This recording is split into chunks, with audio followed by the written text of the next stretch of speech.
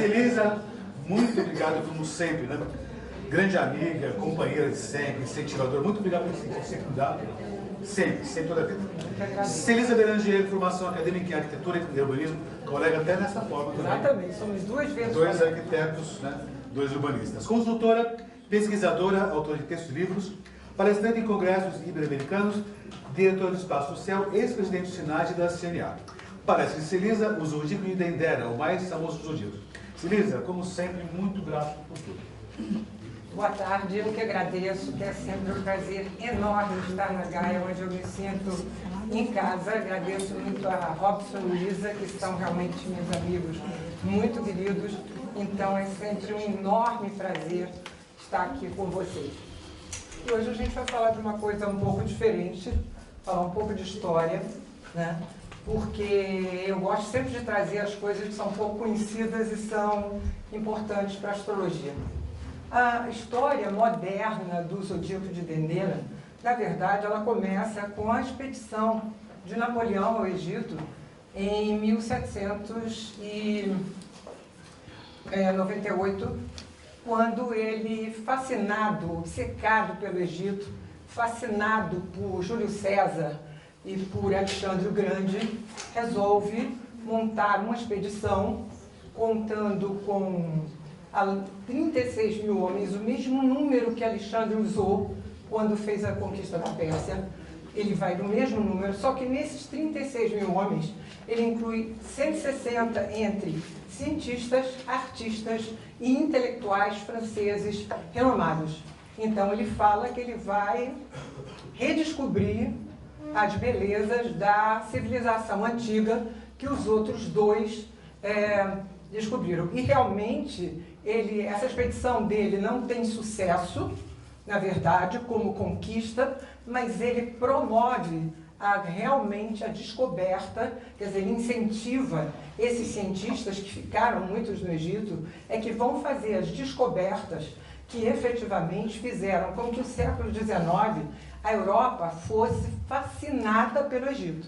Então, há um papel muito importante. E por que o Zodíaco de Dendera, também conhecido como Zodíaco do Louvre? Ele tem 2,55 metros por 2,55 metros e é considerada a peça mais importante da antiguidade egípcia no Louvre. Essa é uma das representações, porque vocês vão ver que o Zodíaco mesmo, que está no Louvre, e cuja cópia está em Dendera, o Louvre teve a gentileza de mandar uma cópia para Dendera, né? Não tem cor.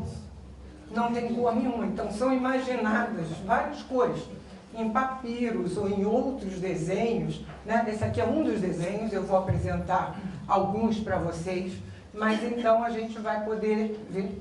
Cadê o? Onde é que passa? Onde que passa? Correndo aqui para frente, para trás. Aqui a luz à esquerda, em cima. Então, Dendera é anterior a Tebas e como Édifo e Karnak são outros templos bastante importantes também. Dendera teve um papel religioso muito importante, administrativo, comercial, como um dos testemunhos da arquitetura e do pensamento egípcio.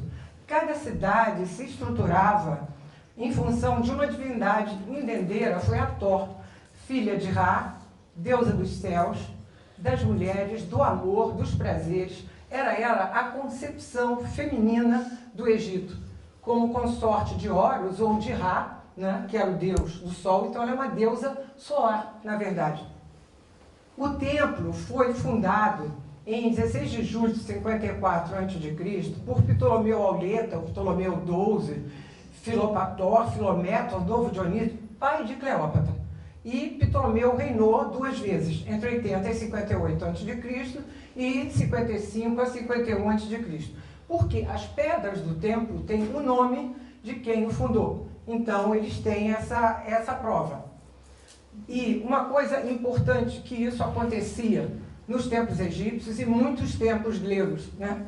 O eixo sagrado do templo foi determinado de acordo com o azimute do nascer da estrela Sírius, chamada no Egito Sotis, extremamente importante como marca das cheias do Nilo, do calendário religioso. Então, ela é direcionada pelo plano do horizonte com relação à estrela Sírius, porque vocês sabem que, na verdade, a astrologia começou com as estrelas, não com os planetas. Esse aqui é um desenho, eu tive em 1990 no Nilo, não fui a Dendeira não era visitável, né? Então a gente vai ver aqui, Dendeira vai estar localizada cá em cima, perto do Vale dos Reis, depois vocês vão entender por quê, quer dizer, onde estão enterradas a maior parte dos faraós, das figuras, famílias dos faraós, e aqui a gente vai ver Karnak e Luxor, outro templo importante que é o Édipo e também Colombo. Mas, na verdade, se pega o Rio Nilo daqui para cima ou daqui para baixo, mas normalmente não vão a Dendeira. Quer dizer, de uns anos para cá, tem algumas discussões que eu vou mostrar para vocês, umas fotos de Dendeira, que uns amigos que estiveram lá 8 anos atrás, realmente fotografaram e me forneceram. Mas, agora mesmo, a Ana Gonzalez disse que esteve no Egito, não foi a Dendeira. Eu vi feliz. Então, pois é, eu sei, estou dizendo que você me falou isso. Essa é a entrada de Dendeira, que me foi cedida por um desses meus amigos que esteve lá. E aqui a gente vê a entrada do templo mesmo. O interessante, aqui é uma foto melhor, aqui a representação da deusa Hathor, que ela é representada com adereço de chifres na cabeça e um disco solar. No Egito mais antigo, ela era representada às vezes com uma face de vaca, mas ela foi cada vez mais se tornando mais feminina e na transformação de Hathor para Ísis, ela fica com o rosto sempre feminino. Mas aqui vocês veem, porque isso aqui a gente vai ver essa datação, quer dizer, ele vai ser datado entre 52 e 50 a.C., como a inauguração, ela já é apresentada como uma figura bastante feminina. Aqui a gente vai ver outra representação dela, também aqui no centro, né? E esse é o interior. O interessante é que o interior do templo de Dendeira ainda tem muitas cores, coisa que não acontece em muitos templos egípcios. Uma predominância de cor azul, a gente vai ver, em alguns, outros vocês veem lá no teto, dá para ver, e vamos ver outras imagens também do templo. Ó, vocês veem representações aqui, bastante fundo azul. E aqui está a planta do templo. Na verdade, o templo, ele é a parte da frente, foram essas colunas que nós vimos aqui. Mas ele tem 6 capelas dedicadas a Osíris, o deus dos mortos, do mundo dos mortos. E a característica de Hathor é que ela circulava nos 2 mundos.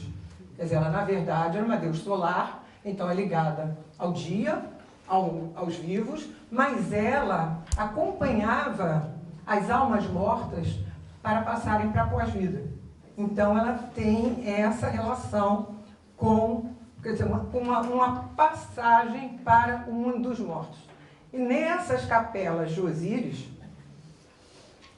numa dessas capelas, exatamente aqui na capela 2, é onde vai ser encontrado por um general de Napoleão, o zodíaco, que também é conhecido como zodíaco de Osíris, que está numa capela de Osíris, ou zodíaco de Dendeira. Aqui a representação das capelas, com movimento ligado ao Sol e à Lua. Aqui, nessa capela 2, que a gente viu onde está o zodíaco, é onde estariam as relíquias do corpo divino. Quer dizer, tem uma história que não dá para a gente contar aqui agora, que Osíris foi morto por Sete, e aí depois a irmã dele, Isis, recolhe todos os pedaços e leva para lá e reconstitui, mas aí ele passa a ser o Deus dos mortos. Ele tem muita força, mas ele é ligado à noite, ligado à lua e ao mundo dos mortos. Aqui está a capela, mostrando em cima como é atualmente, uma coisa preta, escura. Vocês sabem por quê? O templo estava abandonado, cozinhavam lá e ficou tudo queimado. Quer dizer, vocês vão ver depois o original que está no Louvre, que realmente se vê os relevos perfeitamente, mas o que está em Dendeira realmente não dá para ver nada direito. E aqui uma representação como ele deveria ser, colorido. Aqui um desenho, quer dizer, uma perspectiva que vai mostrar ao lado o texto, que tem um texto explicativo, né? Que inclusive foi essa expedição de Napoleão que acaba conseguindo que chegasse à descoberta da Pedra de Roseta, à descoberta dos hieroglifos, e que pudesse então se traduzir as coisas que os egípcios tinham deixado. Olha só como é que está, todo preto, manchado de branco, e se vendo muito pouco do relevo. Depois vocês vão poder comparar com a diferença do que está no Louvre. Esse é o texto, uma inscrição em forma de uma lenda, quer dizer, tentando contar. O céu de ouro é Isis a Grande, mãe do Deus, protetora do monte onde nasceu a deusa, que se estabelece em Dendeira, é o céu de ouro. Os grandes deuses são suas estrelas. Acieses, seu deus da manhã. Vênus, que a gente vai ver que eles tinham Vênus considerada de duas maneiras, em função da visibilidade. A Vênus matutina, a Deus que vai estar representada no zodíaco, mais guerreira, mais ativa, e a deusa do anoitecer, que é uma deusa mais passiva, quer dizer, uma deusa mais guerreira e uma deusa mais como a gente conhece Vênus atualmente, né? Socar sua Via Láctea.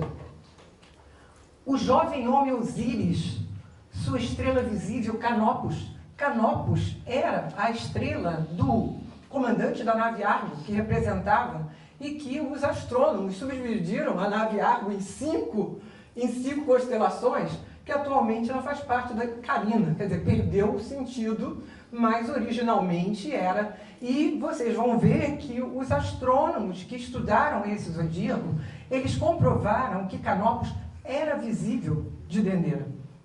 Porque, na verdade, Canopus é a segunda estrela mais brilhante, quer dizer, depois de Sírios, para nós, e há ocasiões que ela não é visível em Dendeira, mas tem ocasiões que ela realmente é visível. Osíris, sua lua. Órion, seu deus. Quer dizer, a constelação de Órion é considerado como representante de Osíris no céu. Sotis, sua deusa, Sírios. Eles entram e saem para os mortos no mundo infernal.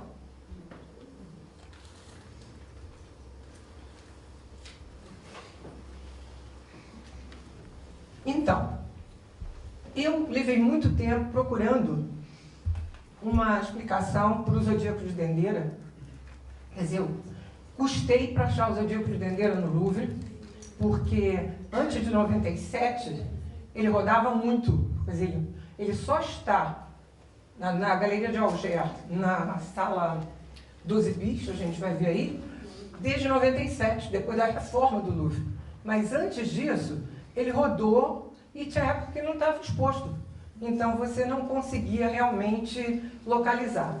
E em 2000, quando eu fui a mais uma das visitas, eu encontrei um livrinho, resumo, desse astrônomo Escoville, que escreveu em 5 volumes Dendeira, Le Chapelle aux Iriennes. Então, havia um facsímile da obra dele, no que se referia principalmente ao zodíaco de Dendeira. Então ele dá algumas explicações astronômicas para entender o que é eclipse, o que é movimento da Lua, quer dizer, então ele faz isso para uma pessoa que não tem nenhuma noção poder chegar à conclusão de qual é a motivação daquele zodíaco. Então ele vai dizer, a nomenclatura celeste é centrada no Deus, sua irmã e esposa Ísis e seus filhos Osíris, Canopus, Lua e Órion, Ísis, esfera celeste, e Sotis, Arcieses, Vênus, estrela da manhã. Socar é um nome que recebe Osíris, Deus morto. A Via Láctea, trilha de luz evanescente, lhe é confiada. Arcieses, o herdeiro e garantia da continuidade real. Quer dizer, quando a noite acaba e ele desaparece, Vênus vem e substitui, né, sob a aparência de Vênus, no momento em que seu pai, a Lua, que representa Osíris, desaparece. Osíris e sua comitiva iluminam as noites, mas, sobretudo, olham para sempre pelos mortos que se juntaram a eles no Vale Infernal, o paraíso de Osíris. Quer dizer, aí a gente vai entender também por que o Templo de Dendera está próximo do Vale dos Reis, né? Essa foi a primeira imagem que eu comprei do Zodíaco de Dendera. Existia uma livraria em Nova York muito importante, que era Samuel Weiser, onde você comprava livros de astrologia fantástica. Eu tenho esse pôster até hoje, né? Foi o primeiro zodíaco que eu encontrei antes de eu encontrar as explicações que eu precisava com relação a ele. Mas eu digo assim, poxa, é um zodíaco que, na verdade, primeiro ele foi louvado, depois ele foi negado por ser um zodíaco astrológico, e depois ele foi novamente louvado. Então ele é uma peça bastante importante. Então, ele é descoberto pelo general Thésée, em 1799, um general de Napoleão, porque Napoleão ficou um ano no Egito. Ele já começou na chegada, a marinha francesa foi destruída pelos ingleses, mas ele, insistente, ele foi até o Cairo, fundou o Instituto do Egito no Cairo para incentivar os cientistas. Ele fica um ano no Egito, depois ele volta na calada da noite para a França com um grupo de intelectuais, deixa os soldados lá, que ficam por mais 2 anos e não dá certo. Mas, historicamente, o que Napoleão faz com digamos, a redescoberta da civilização antiga é realmente fantástico. O zodíaco saiu do Egito com autorização, não diz que ele foi comprado.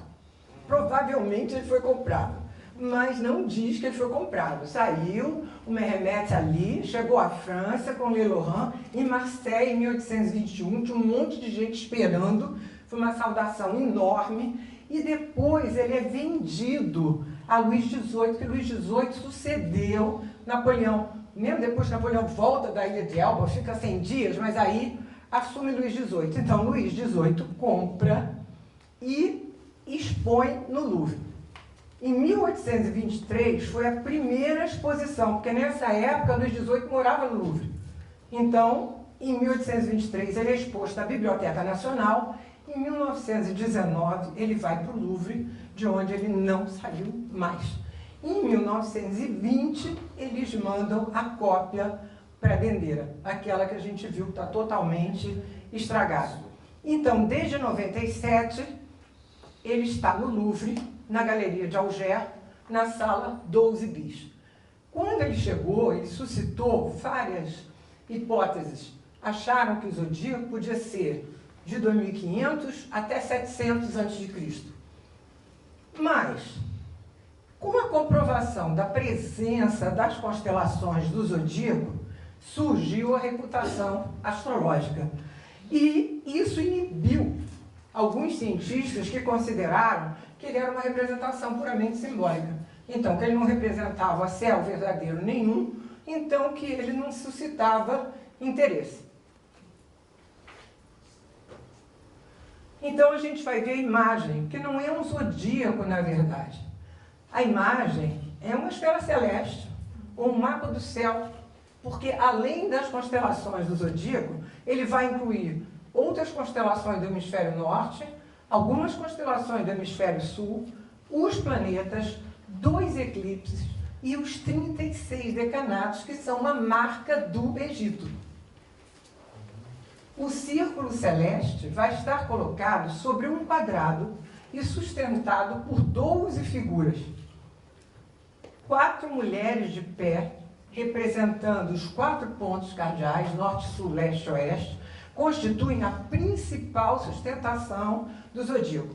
E os 8 deuses com cabeça de falcão, ajoelhados, como Horus era representado com cabeça de falcão, simbolizam a eternidade e conferem à imagem um caráter atemporal, ou seja, a preocupação não é uma data específica, pode estar ligado a um período.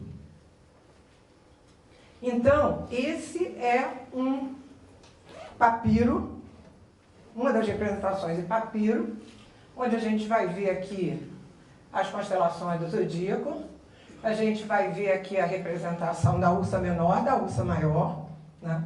A gente vai ver aqui Sírius, Órion e Canopus, e a gente vai ver aqui os 36 decanatos. Depois a gente vai ver em detalhe os planetas. As 4 mulheres, o texto aqui do lado, que a gente vai ver um deles, né? E as 8 figuras com cabeça de falcão, porque Horus é filho de Osíris, né?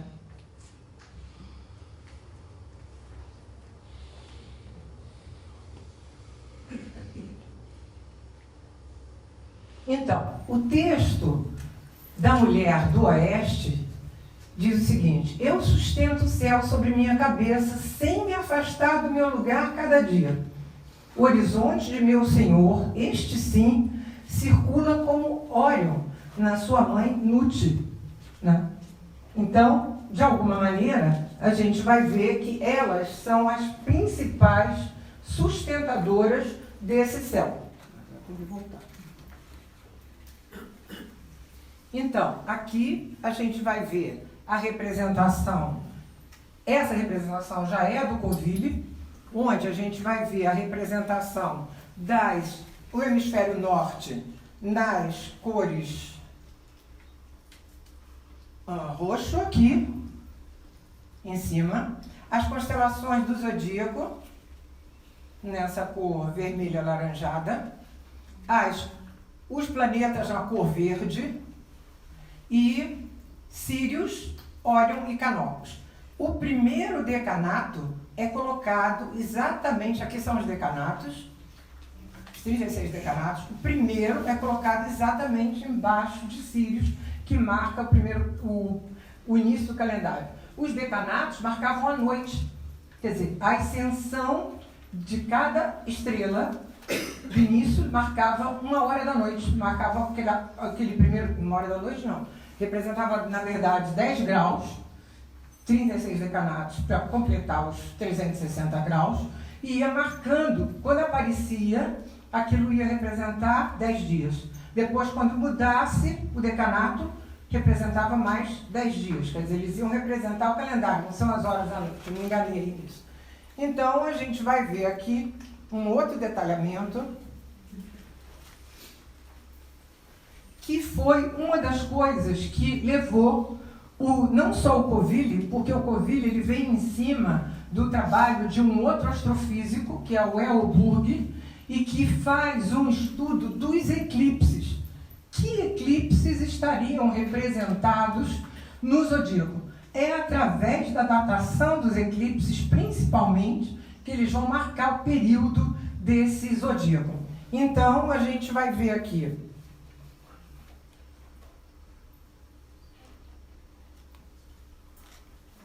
o olho de Horus, o olho sagrado, representando o eclipse da Lua, e o eclipse do Sol, que na verdade a representação aqui é um pouco diferente. Ele é representado normalmente por um babuíno, que representaria a Lua como a Lua escondendo o Sol, né?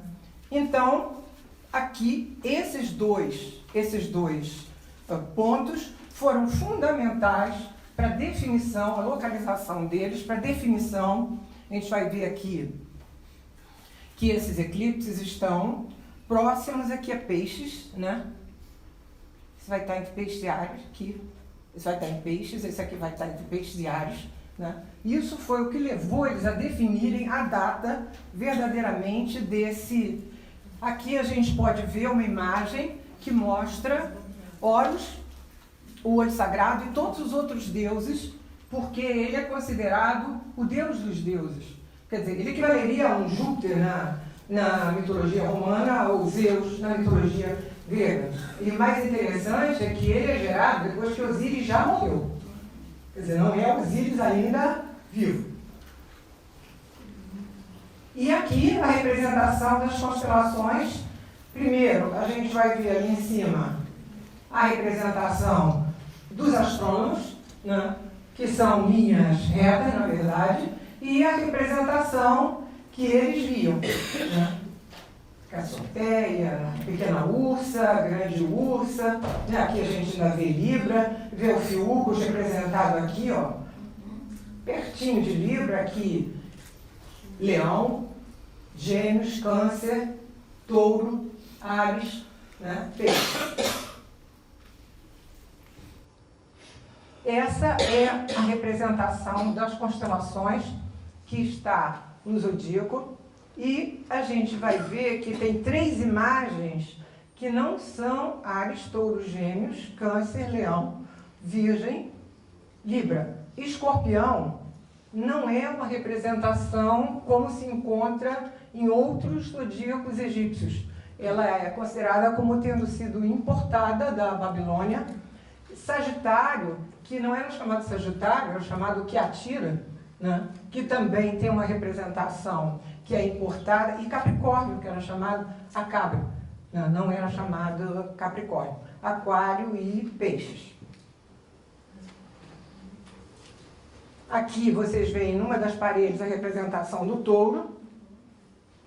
Então eu selecionei algumas representações das constelações que se encontram nas paredes. Aqui o leão.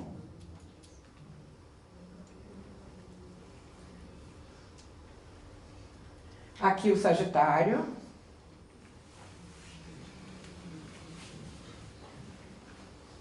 Eu não tenho de todas as constelações, porque, perdão, tem uma que está faltando. E aqui a Cabra. Que meus amigos não são astrólogos, não tinham interesse que eu teria de chegar lá, procurar todas e fotografar. Então, das fotos que eles me deram, eu localizei o que podia para ser mostrado, né? Aqui a gente vai ver os planetas. Uma coisa muito interessante, as representações que eles davam para os planetas. Mercúrio era chamado no Egito o inerte, porque ele estava sempre junto ao horizonte, ele não se elevava. Então, aquele planeta que a gente vai aprender na Grécia como mensageiro, como rápido, como o que se desloca, no Egito, ele era considerado que não saía do lugar. Entendeu? Inerte. Ou também chamavam de indiferente. Quer dizer, como se ele não se importasse com nada. Vênus, como eu já falei, não. Vênus vai ter 2 representações, como Deus da manhã, filho de Osíris, e como Deus da noite, aquele que vai suceder o pai, né? 1000 anos antes da Grécia, eles já chamavam Marte de Horus o Vermelho. Quer dizer, já tinham detectado a cor de Marte, colocado como muito importante. Vocês vão observar que eles vão chamar 3 planetas de Horus. Marte, Júpiter, que pode ser considerado de 2 maneiras, como Horus, que revela o mistério, que é como ele está representado no zodíaco de Osíris, ou Horus, o deus da ordem e da justiça, né? E Horus, o touro, para Saturno, mas Saturno que era chamado de o brilhante. Então era outro nome usado para Saturno, não era para Júpiter. Saturno recebia esse título de brilhante. Aqui então nós vamos ver a representação dos planetas nas constelações. Vocês vão observar que Mercúrio está localizado aqui na ponta da espiga de Virgem. Bem aqui, com o pezinho, o outro pé dele está para trás, ele está bem na ponta da mão que segura a espiga. Vênus está localizada aqui em Peixes. Marte está localizado em Capricórnio. Júpiter está localizado em Câncer. E Saturno localizado em Libra. O que é isso? Exaltação. Mas os astrônomos não sabiam isso. Eles não tinham noção dessa história astrológica e saíram procurando por outro caminho, né? Para nós, é banal, mas não para eles. E como os astrólogos também não se interessaram pelo zodíaco, então ficou na mão deles. Então, a questão da datação. Depois da morte do pai, Ptolomeu, Aulita, em 51 a.C., Cleópatra eliminou os dois irmãos, seguiu César, imperador de Roma, com quem teve o filho Cesário, em 27 de junho de 47, e, após o assassinato de César, voltou ao Egito e tomou o poder, tendo como parceiro o pequeno Cesário. Documentos oficiais afirmam que essa corregência aparece em 42 a.C. Então, entre a morte de Ptolomeu, 51 a.C., e o reinado conjunto de Cleópatra, os documentos permanecem anônimos. Não há indicação da data da inauguração do templo. Quer dizer, poderia ser em 51, e quando morreu Ptolomeu, e 42 a.C. Partindo da informação de que o templo foi inaugurado nesse período, Elburg delimitou seu espaço de pesquisa, constatando que a localização dos planetas nas constelações era astronomicamente possível nesse período, ou seja, eles passaram por aí. É lógico, Mercúrio e Vênus passam todos os anos, mas foi a conclusão dele. E considerou que os egípcios marcaram em seu mapa um momento artificial no qual os 5 planetas estavam estacionados. Mais ou menos só uma vez no milênio, os 5 planetas estacionam próximos. Então, ele descobriu que em 50 a.C. isto aconteceu. Entre junho e agosto. Então, eu fiz o mapa dos estacionamentos, fiz o mapa com o zodíaco sideral, né?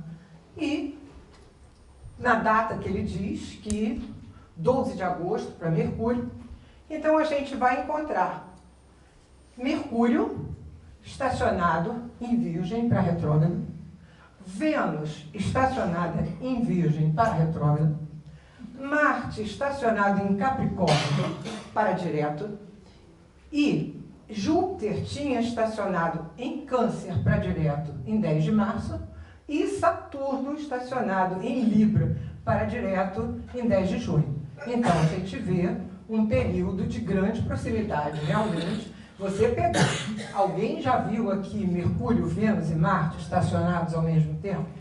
Também não vi. Porque isso aí realmente é uma coisa rara, né?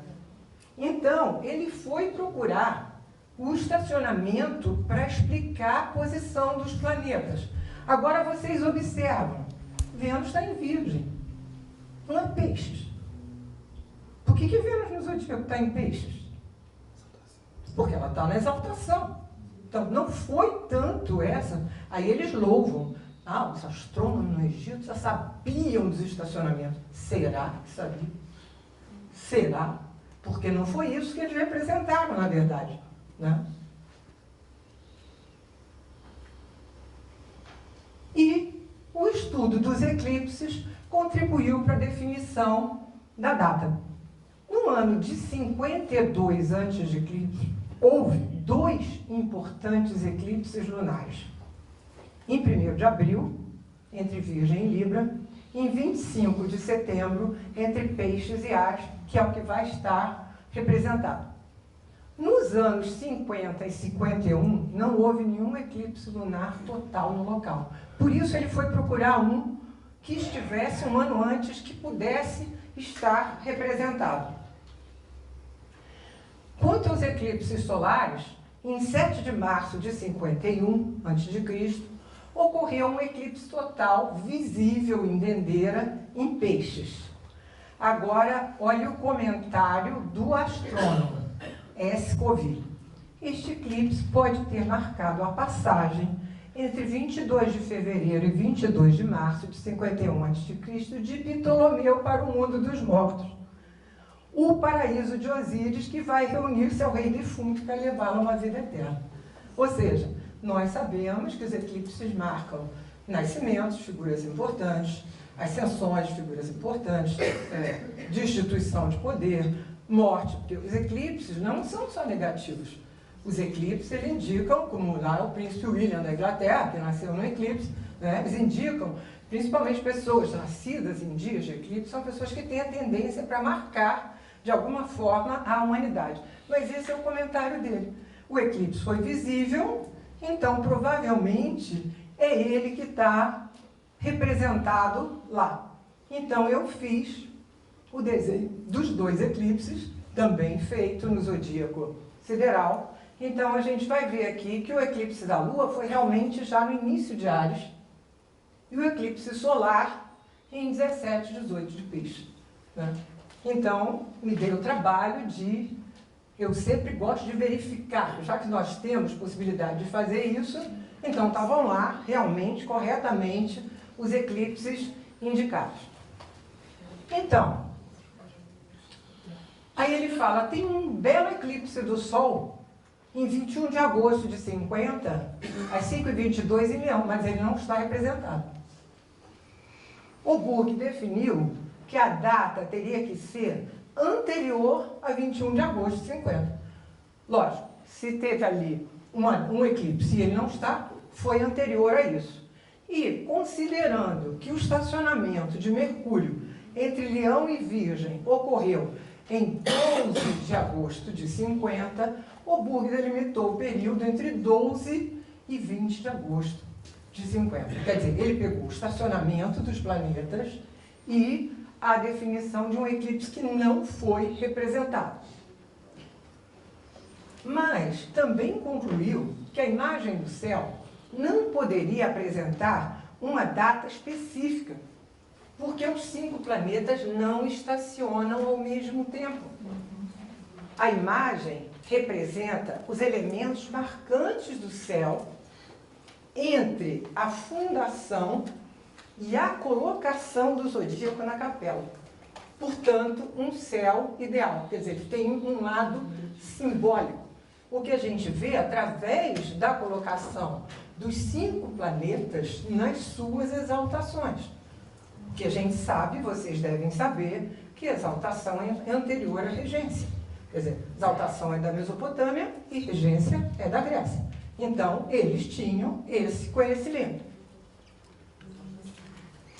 De qualquer modo, Coville afirma que eles foram olhar o céu de lá, de Dendeira, para ver principalmente a questão de Canopus. Se Canopus seria visível ou se não era visível. Então, observaram no teto do templo o céu de outubro, não é agosto, outubro, na última hora da noite, após o desmaio da Ursa Maior, quando o céu está mais legível, quer dizer, mais distinguível, onde foi possível distinguir a Lua, a Via Láctea, Órion, Sírios e muito baixo no horizonte, mais visível, Canopus. Então, Coville observa que Canopus só é visível no outono. Então, agosto ele não é visível, mas ele está representado lá, né? Então, ele vai dizer que o zodíaco representaria a última hora da noite. Quer dizer, aquela virada exatamente onde a Cieses vai assumir. Então, aqui está a entrada da sala do Louvre, onde se encontra o zodíaco, a sala 12 bis, Antiguidades Egípcias, Galeria de Alger, né? E aqui está o zodíaco original que está no Louvre. Observem que ele tem um corte. Eles não conseguiram trazer a peça inteira. Então a peça foi cortada. para ser transportada. Muito bem emendada, porém cortada. Aqui, eu disse a vocês, você vê o relevo, você vê as 4 mulheres com bastante detalhe aqui, a gente vai ver os decanatos, a gente vai ver em outra imagem, quer dizer, perfeitamente, mas o zodíaco foi cortado. Isso, se vocês pensarem, em 1800, né? Começo do século XIX. Hoje não se faria uma coisa dessa de jeito nenhum, mas naquela época seria impossível. Aqui a gente tem outra visão do zodíaco, essa é outra foto do zodíaco, mostrando ali já até a Ursa Maior, a gente consegue detectar aqui. Né? A gente vai conseguir ver aqui os decanatos, né? Porque o relevo, só que eles usavam muita cor, então nunca seria uma coisa assim. Ela era toda colorida, na verdade. Né? E aqui eu mostro, para vocês terem a ideia, que a gente, para ver esse zodíaco no Louvre, você só consegue ver isso quase que se deitando no chão. Você tem que, no mínimo, sentar e encostar na parede, porque é um teto relativamente baixo, que você não tem uma visão geral. Quer dizer, você só vai conseguir ver se você realmente, como eu sentei no chão, para poder ter uma visibilidade melhor. E o Louvre apresenta uma explicação do zodíaco. Então eu traduzi para vocês verem qual é a explicação que o Louvre vai dar. Em Dendera, a 60 quilômetros ao norte de Luxor, se encontra um grande templo consagrado a Hathor e Ísis. A última reconstrução começou em 54 a.C. Então, estão dizendo que houve o início de construção antes. Não se tem comprovação disso. Nele, há 6 pequenas capelas consagradas ao deus Osíris, que descrevem a sua ressurreição eterna, quer dizer, quando as relíquias dele são juntadas e ele passa a ser o deus dos mortos. Renascimento vegetal, humano e cósmico. A laje de pedra exposta aqui era o teto de uma delas. Ela representa um céu noturno no qual figuram, entre outras, as constelações do zodíaco. Trata-se de um documento extremamente importante que testemunha um conhecimento aprofundado dos mecanismos dos fenômenos celestes, movimento dos planetas, eclipses, resultante das pesquisas dos astrônomos egípcios ao longo dos séculos. Ou seja, a astrologia é ignorada totalmente. Quer dizer, uma grande louvação ao conhecimento. O que nós sabemos? Não havia separação entre observação e interpretação. Eram sacerdotes, padres, que tinham conhecimento tanto da observação do céu quanto da interpretação. Né? Mas eles fazem questão de colocar essa observação. Essa é uma outra representação, vocês já veem com cores bastante diferentes, né? Mas aonde se destacam as constelações, principalmente, a gente vai ver o destaque das constelações maior do que o destaque dos planetas, então a gente tem que localizar os planetas. O destaque que também é dado aos decanatos, que é uma marca do Egito, mas ele é uma esfera celeste, ele não é um zodíaco. No entanto, ele ficou conhecido como zodíaco por conter as constelações do zodíaco, que depois se transformaram em signos astrológicos. Né? Então, se tiver alguma pergunta, eu queria...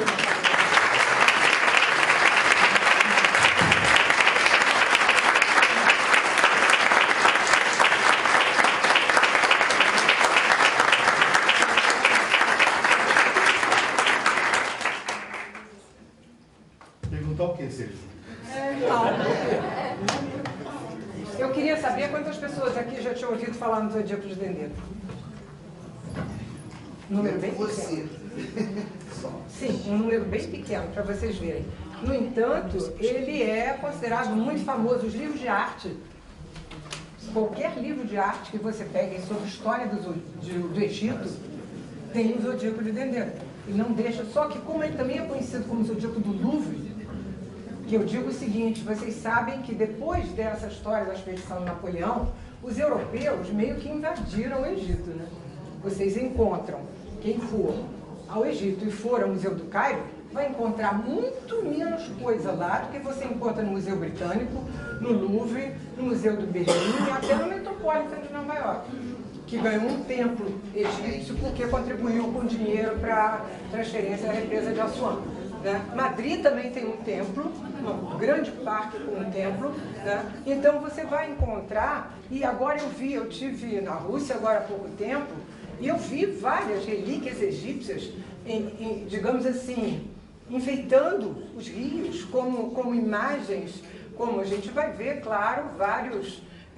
em toda a Europa você vai encontrar isso, porque virou uma febre no começo do século XIX, exatamente a partir dessa expedição de Napoleão, que ele é considerado como...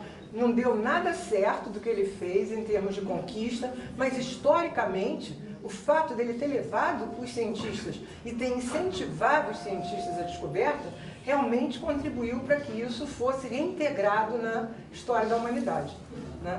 Então eu acho importante que a gente tenha conhecimento disso, inclusive quando eu falo para vocês, vem cá, será que foi o estacionamento? Será que eles sabiam do estacionamento? Ou a datação foi pelos eclipses?